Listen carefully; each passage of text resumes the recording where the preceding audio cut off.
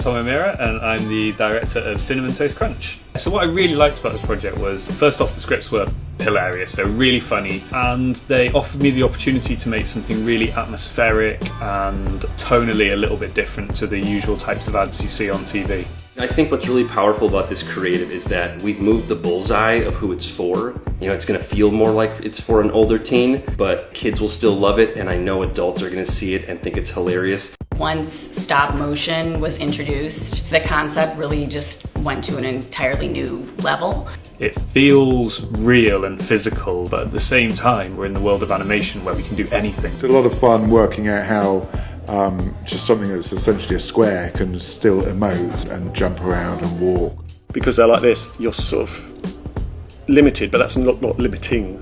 You give them character traits. You know, he's obviously a serial killer, so he's sneaky. The other one's a little bit more frightened or scared. But that's all done with weight and energy and dynamics of movement. I think my favourite shot is when one of the characters gets skewered by the other one with a spoon. And that was a lot of fun because he has to stagger around on the spot and then sort of collapse and break up into multiple pieces. So that was a bit of a challenge, but also very satisfying to see the end result.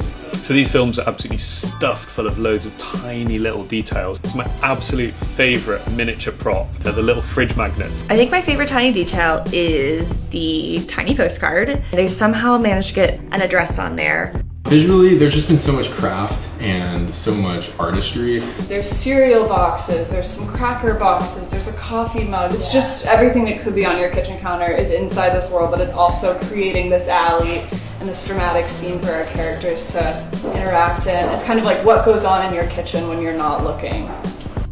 So we're really playing with perspective and scales. And our kitchen set is 1 to 11th scale. That's a lot smaller than we normally build for stop motion, but Tom, the director, really wanted it to feel claustrophobic. It really works. It does feel claustrophobic, especially with the overhead shot. I just can't believe we're building this incredible new world.